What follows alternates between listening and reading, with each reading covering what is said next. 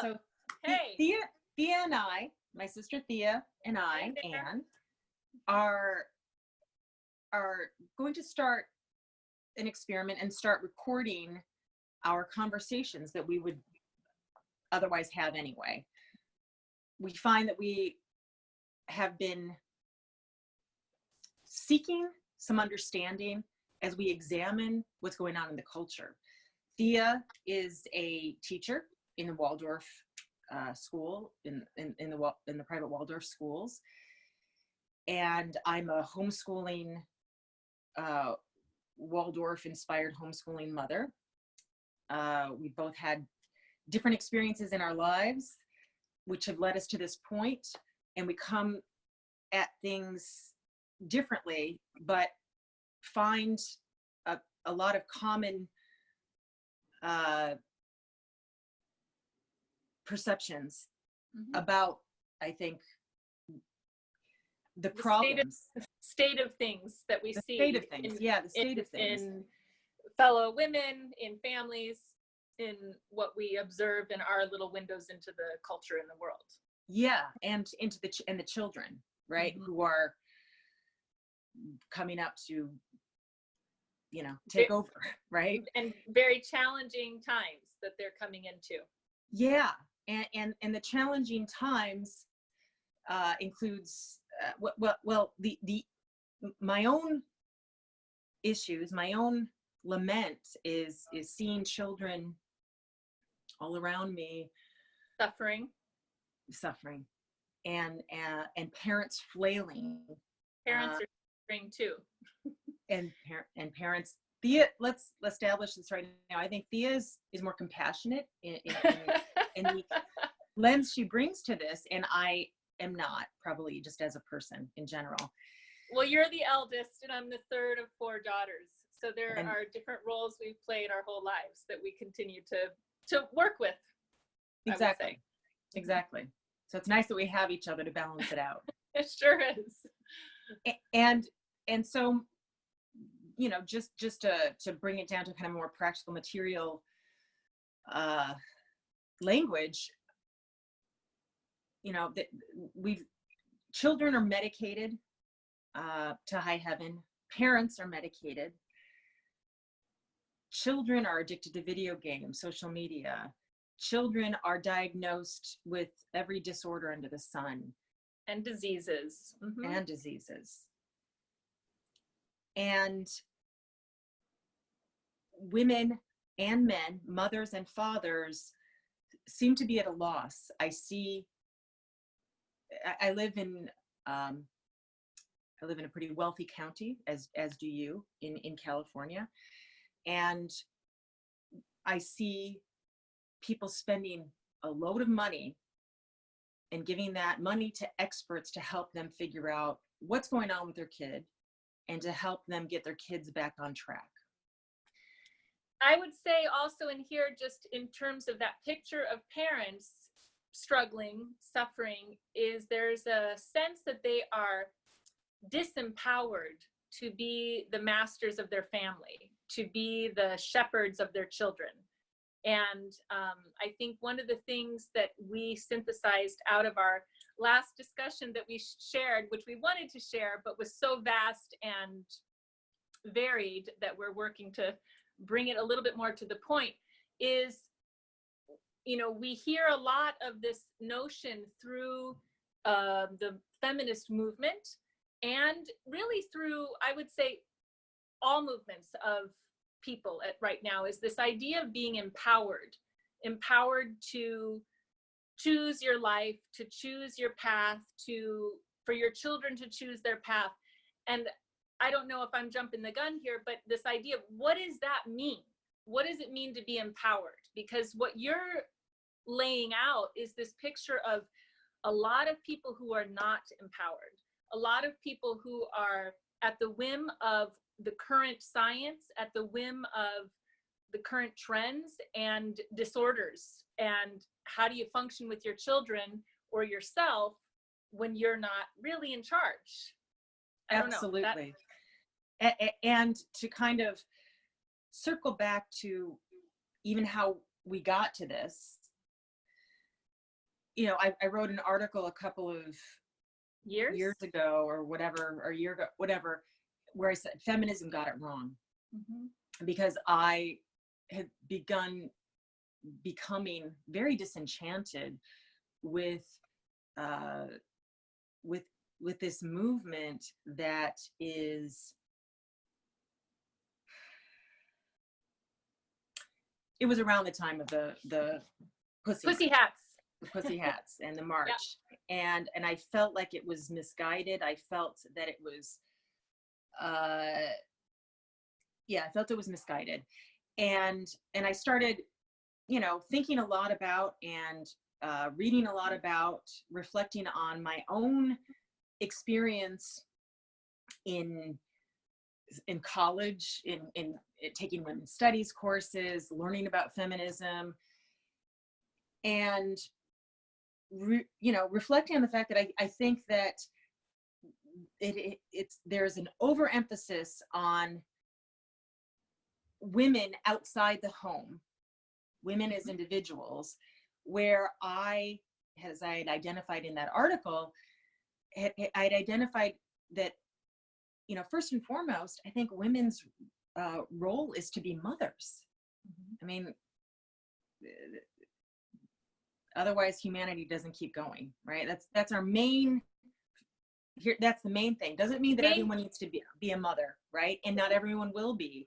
And we all bring in a different aspect of mothering, and the female to mothering society, whether or not we are actually giving birth to children.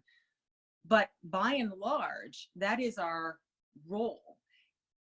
And I had also articulated that I believe women are the stewards of humanity. Since we are the mothers and we are the primary guides, not to take away from the critical and equal significance of the father, but we are the nurturers. We bring in, or rather, let's just say, together we bring in the life, we bring in the children, and but we deliver them into the world. And from their early ages, we prepare them, we care for them, we transition them into the earth, into this earthly existence, and what do we do here with them, and how do they become, and how do they harness the power to meet the tasks of life? Yeah. Right? Yes. Something you said, what did it just trigger? Darn it. Women. Well, I had also said, pointed out that, of equal, incredible, monumental significance is the role of the father. Right. And we as mothers have experienced what becomes obvious to parents, which is that the early years, the child requires that nurture. As the child gets older, it requires much more of the father's kind of, role and the world. The father brings the worldly in, right, and brings the worldly regard for that child as the child starts to separate from the mother and to find his or her own individuality. So, all right, so I'll stop there and return to what you were talking about, which is so important. Well, let me interrupt real quick. So in talking about, you did mention what you had written a few years ago about feminism got it wrong. And I think one of the main points that you had made in that well-written article was that there's been a devaluing of the work of the mother. Yeah. And that I think is where, if I'm not incorrect, that's like the main point of how feminism got it wrong.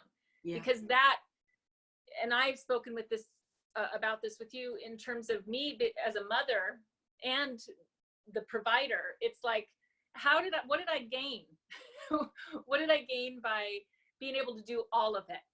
you know, and having to spread myself so thin, because I would love to be the homemaker, the mother, to work in the domain. I like that work, and I know not everyone does. So that's in terms of, what did feminism get wrong? What did we really gain? You know, that now we're expected to, even in two parent homes, you've got fathers and mothers both working outside the home. Right. And, you know, anyone that knows about cooking real food, that's like a full-time job just to maintain Right. feeding a family. I mean, that takes thinking, planning, prepping. So it's like we've been robbed of all these spaces to process and nurture because of time, right? Yes. So then through that devaluing of motherhood and fatherhood, essentially, I mean, they're both, you know, they both are, and now they're really mixed up, and there's a lack of clarity. And help me out here, because from that devaluing, we are less empowered to be who we are and to do the work we're here to do. Yes. Is what I've been sitting with and thinking about. Yes.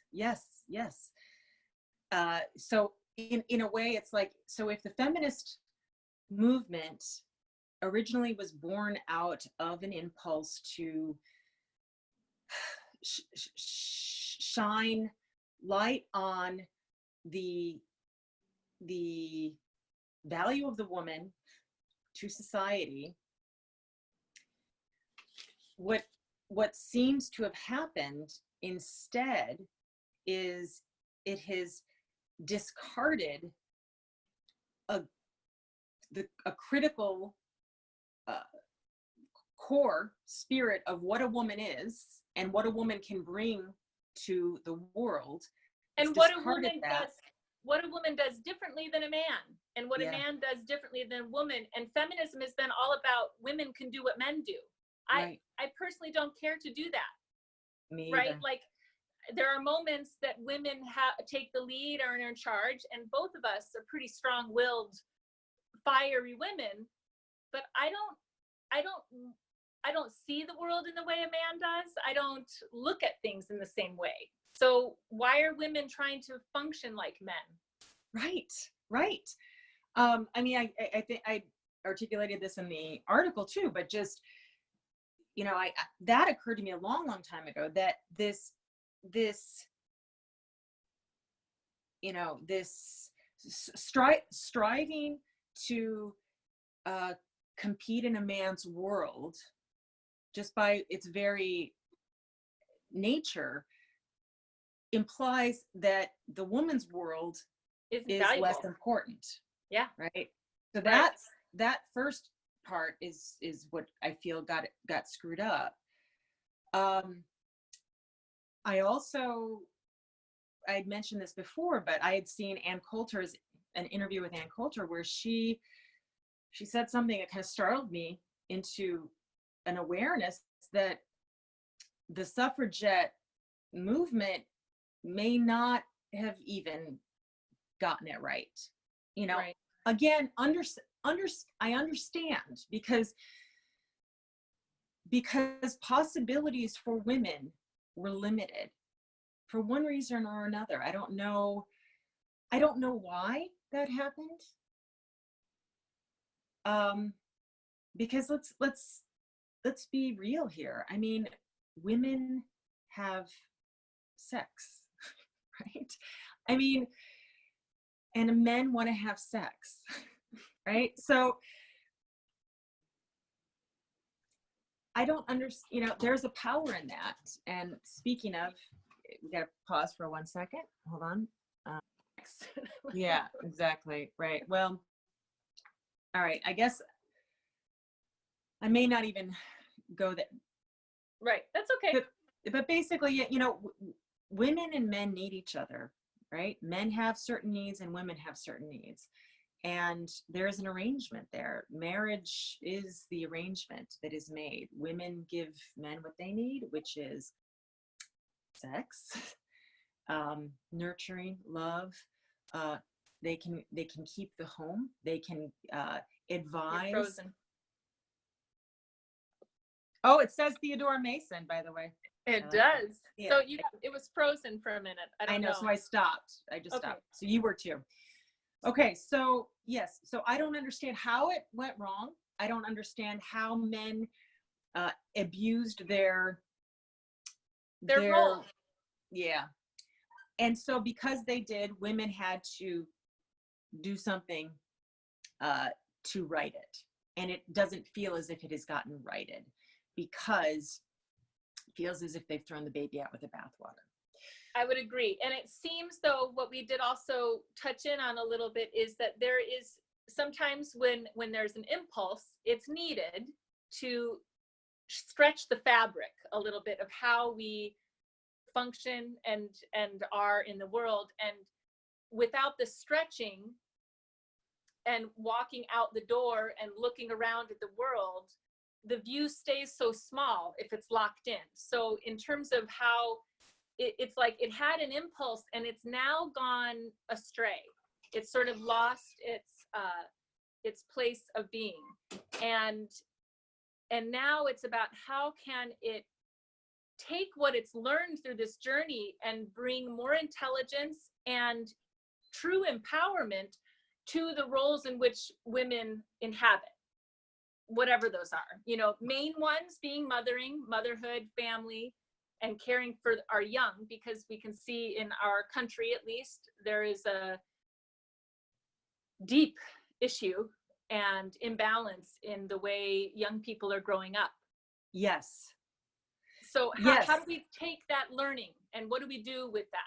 Well, can we touch on briefly what is the learning been? What have we gained through this experiment of feminism, and what have we gained from giving women ample opportunity to step outside their traditional roles in the home and get out into the world, the workforce and the world, politics, government, right, all that.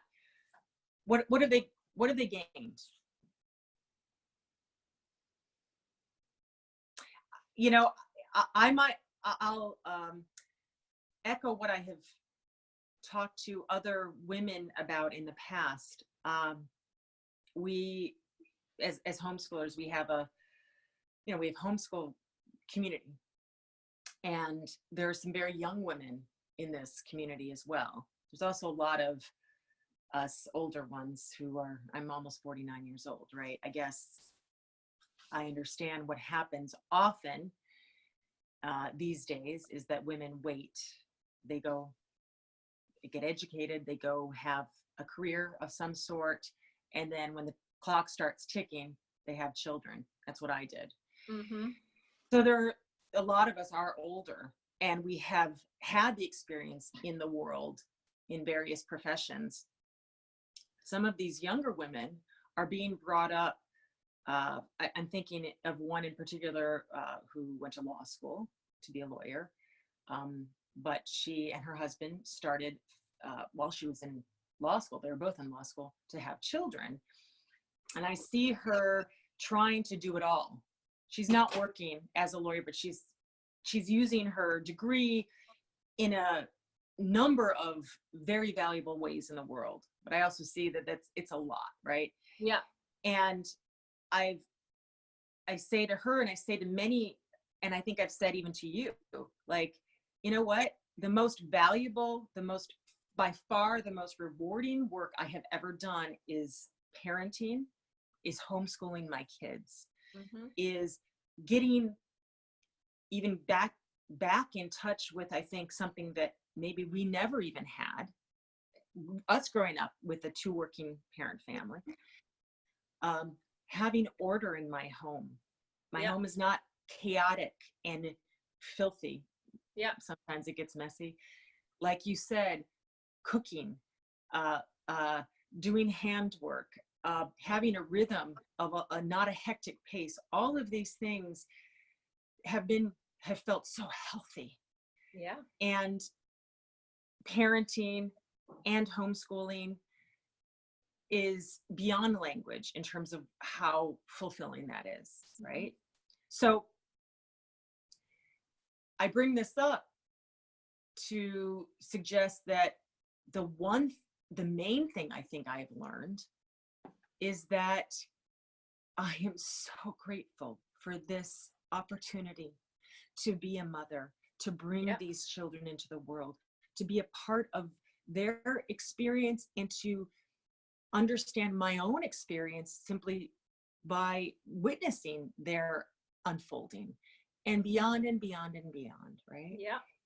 But at the same time, maybe because of my experience and my career before that, perhaps I have that confidence to uh, uh, to inhabit whatever realm I find myself in. I think perhaps I have the experience. I mean, as you know, I got involved in a lot in Sacramento, and basically fighting a lot of legislation year after year. Perhaps my experience, my career has assisted me in doing that, because I'm going there and advocating on behalf of the families and our children, right? So how about you? And let's talk about how you've done it differently, the opposite way, right? I came at it the opposite angle. I think, help me articulate it. I came into adulthood becoming a parent. So I've been a parent for almost 20 years, basically 20 years now. And so that's informed every part of me becoming a real adult. And I didn't do a career. I didn't go through the same cycle in that way. So I've found my voice in a different way, though in our reflection and sharing too, it's like my voice was always there, in a sense. And I always sort of had a gut instinct that I've listened to, certainly regarding my children. And so, I know I'm not. No. Let me jump in. Because for anybody listening to this, it's like, so Thea had her first child at 23, right? You were 23, weren't you? And I actually I'm 6 years older than Thea, but you were my model, actually. Thank God, right? And it took, I was not going as much with my instincts, I think, in general, as you did. You knew inherently to do. I wonder if it's because it got educated out of me. It got, even through the experience of just being out there in the world and having to play that game, right? Totally.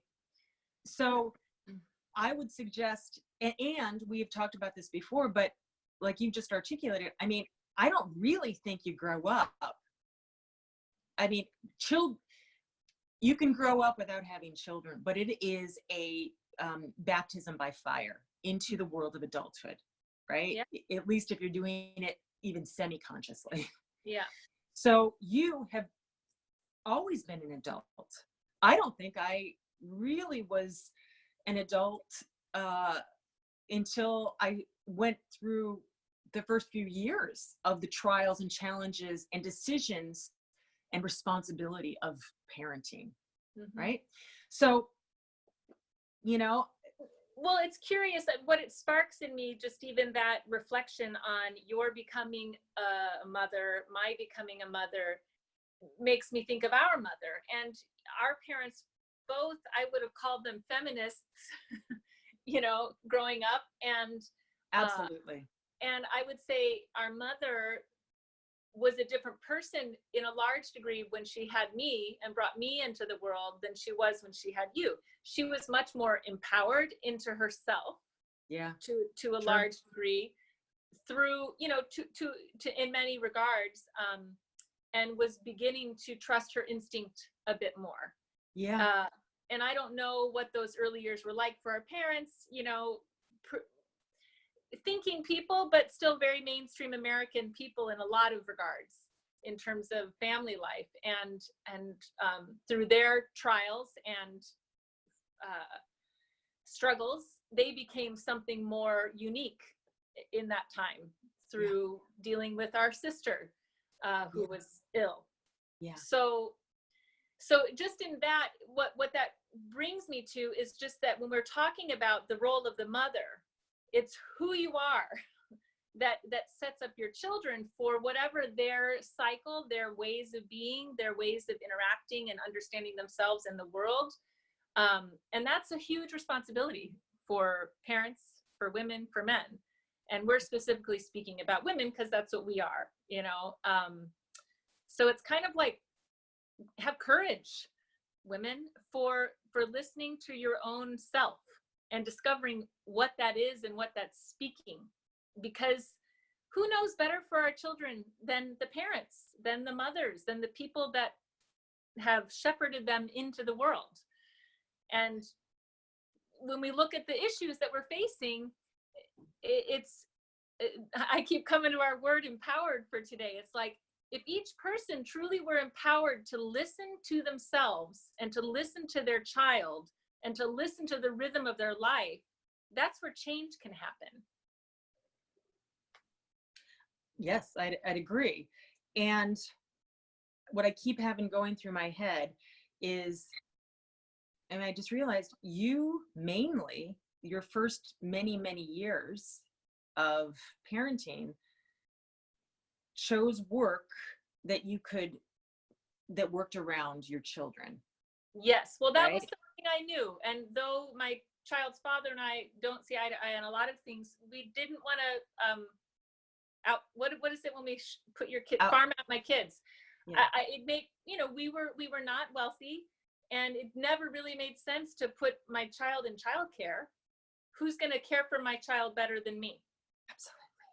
I mean, and that was just like a basic. And that And that I feel like that's somewhat at the crux of this whole thing here too. I mean, that is a basic. No one is going to care for your child like you, right? So especially, I want to be specific about my own thinking there too, especially the infant. You know, if I had grandma, grandpa, auntie, uncle, I didn't have that as a young mother at all. I built community of people I could depend on when I needed. But in those early, very, very early years, I can't imagine. We made sacrifices that I didn't consider really sacrifices. Of course. To not put my kid in some system like that. But as they get older, I mean, there's that picture of the village, you know, it takes a village, because you being an auntie and good friends that are aunties and uncles to my kids need more than just me as an archetype and just their father as an archetype. They need other people so they can round themselves out, you know. Yes.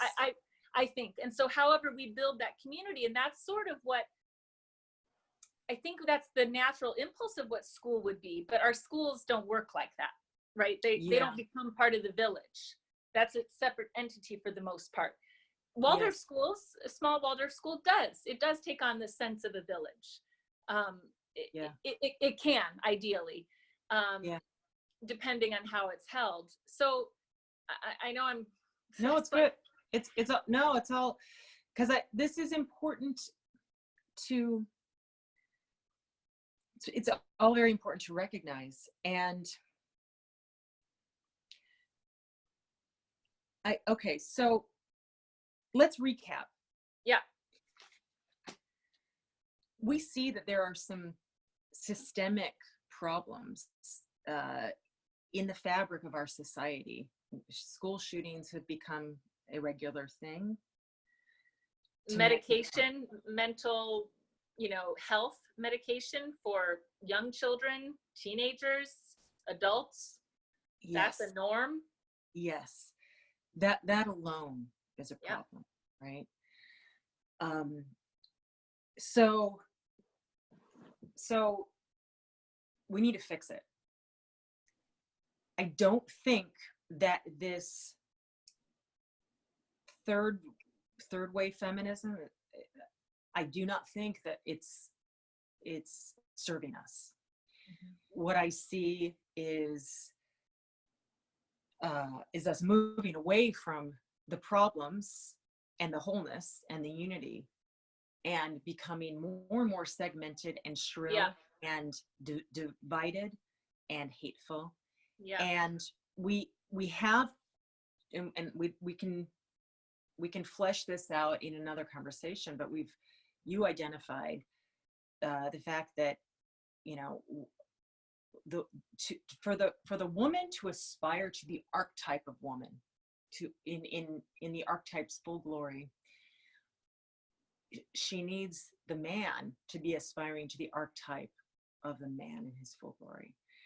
And feminism has been trying to do something in isolation for some time, and now almost in a combatant very manner, much, right? I find this Me Too movement whacked. It does not in any way suggest that that, you know, abuse of one's role or abuse of power is in any way something I would condone. But I think that we are movements like Me Too and now, and I frankly think the Pussy Hat March and this, what I find a kooky railing against President Trump by virtue of him being a white man. It's just driving us further away from what our strengths are and our roles are, and what would bring health and happiness, and that there is a togetherness that breeds happiness and health. And we are not victims, we are participants. So here's where I want to go from the Me Too, when this whole thing, which, you know, you've already qualified, it's I am and we are, instead of Me Too to that. I want to just put some clarity on it for anybody listening, because no one else has been involved in our conversations, but Thea came up with this brilliant idea to, you know, instead, when we were seeing what was happening with this Me Too movement and the witch hunting that it started to become, and also, in fact, you know, I won't go into it too deeply, but to start accusing men of sorry, instead of dealing with what I think were substantial situations and cases of men in power abusing their power and really disrespecting themselves and women, I think it started turning into it diminished the severity of the real situations, and now men are afraid to even have interviews, you know, interview a woman alone in an office, always has to have a witness so that she doesn't accuse him of sexual harassment or something else. I mean, I know so many good men who have been a victim of this. Yes, me too. And it's, you know, it devalues the moments where it really is a truly abhorrent situation. Absolutely. Because learning, I mean, part of what I think we also discussed in that is like learning how to navigate in the world as a woman, as a man, is learning how to deal with unwanted advances. I mean, that's part of learning how to be in the world. That is absolutely part of learning how to be a woman. Yeah. And to put even a kind of a broader language on it, it is the responsibility, equal responsibility of the woman and the man to keep the balance of power between them. Absolutely. And we've never had more physical strength than men, right? We've all, Right. but throughout times in history, women have managed somehow to exert their authority Yeah. in this dynamic very successfully. Yeah. So we need And to help women come back to that, both yeah. with their men Yeah. and then also with their children, and to Absolutely. stop acting like children and Victims. victims, Yeah. right? The victims. Yeah. Because we are then, you know, if a woman is only going to carry that victim role, which it's like I want to qualify once more, that doesn't mean there aren't situations where a woman is not a victim or Absolutely. a man is not a victim. You know, Right. there are real moments where it is Right. atrocious, and that is not what it is to be human. Yes. To have the beautiful transformative power of sex be distorted in such a way that it becomes harmful. That's not humanity. That's not true humanity, right? Exactly, because that beautiful union between a man and a woman is should be empowering and glorious, not debasing and degrading, right? Exactly. That's accepted as a given, right? Right. So, and when that goes wrong, that is wrong and should be addressed. Absolutely. When there is the playful space, I mean, I could take all of this really back to what my so fortunate to have this work of learning about play and games and work with children and learning how to teach play, because that's something that has, you know, slowly become less available to young children in the world due to so many things. But play, learning how to play, that's really what this comes down to too, right? People that haven't learned how to play, which Jamin McMillan, when we talk about, who's my teacher, spatial dynamics, great stuff. He, play is making connections and knowing how to remain separate. Making connections and remaining separate.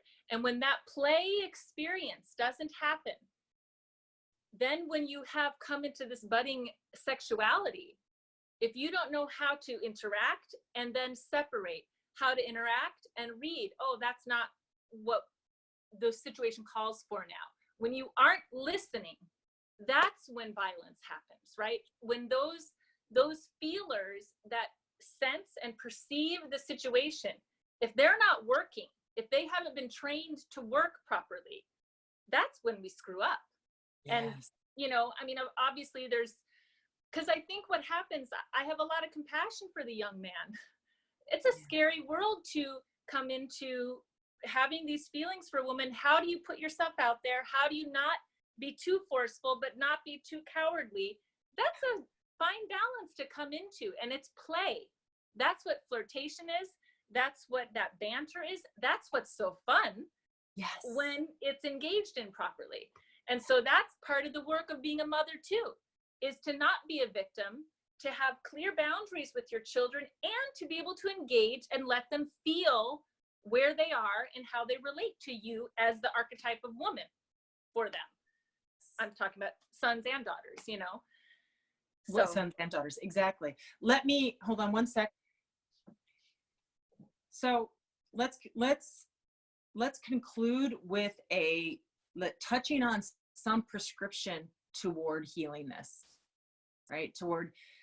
And we'll get into it in further conversations about more of this. We'll flesh it all out. But I love what you identified, which is, in a way, let's get first back in touch with that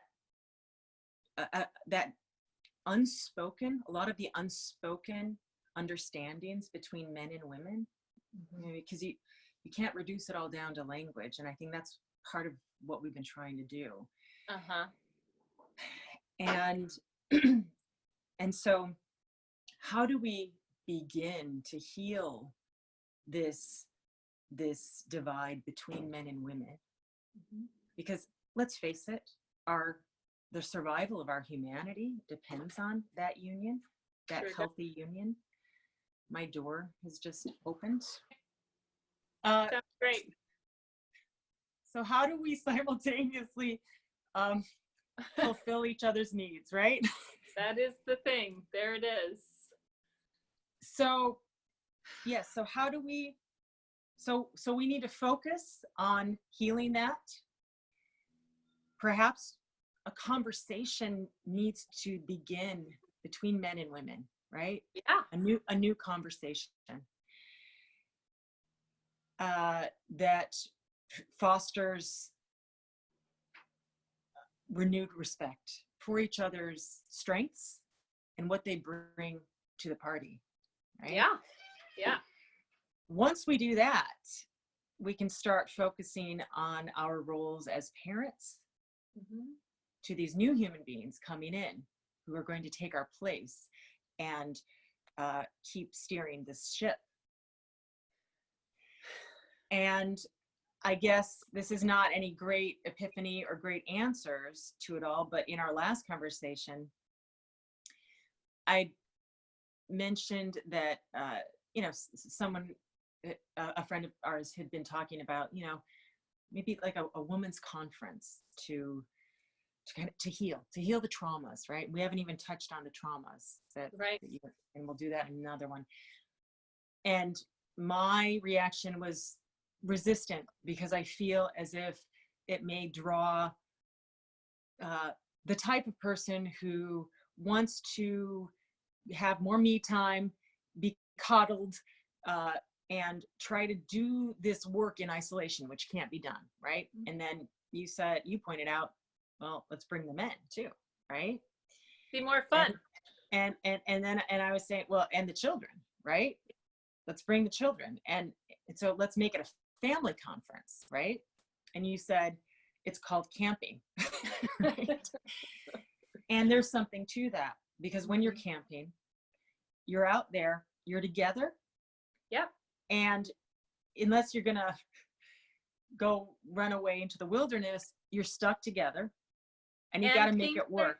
And you got to make it work, and it simplifies. I mean, why do we all like to go? I mean, those that like to go camping, it simplifies what we do. It does. Eat, sleep, clean up, leisure time, and that's about it, right? Yes. And spending all that time together without distractions of television and other things. Phones and everything else that is so accessible and prevalent everywhere. Yes. Forces us to respectfully figure out how to inhabit our space together.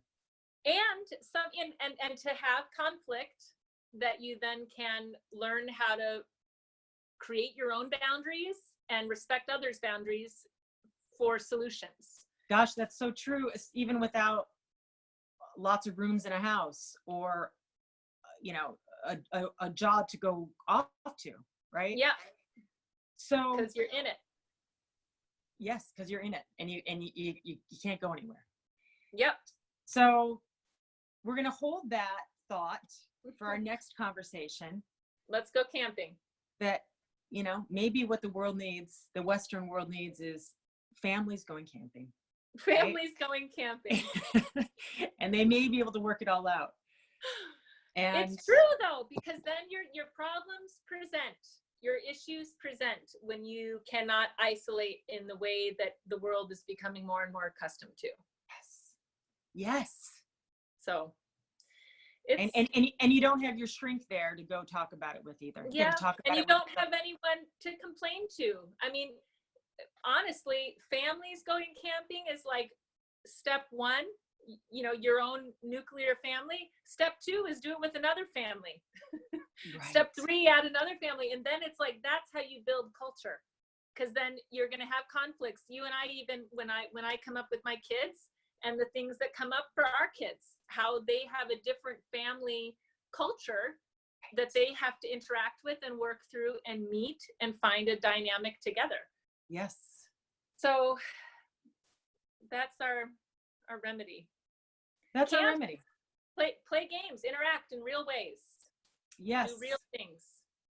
And let's start talking about putting into language that what we're trying to do is heal the dynamic between men and women. And that is the empowerment. Back to that's it. Yes. That is empowering. To continue dividing and blaming. Vilifying, right? Blaming will get us nowhere. Yep. So let's shift these movements. Let's figure out Yes. some new movements for the next Yeah. conversation. Absolutely. Wonderful. Thank you, Anne. Okay. All right. I'm going to stop the recording and hang on one All sec. right. Stop. Do I want to stop it? Yes. Yes.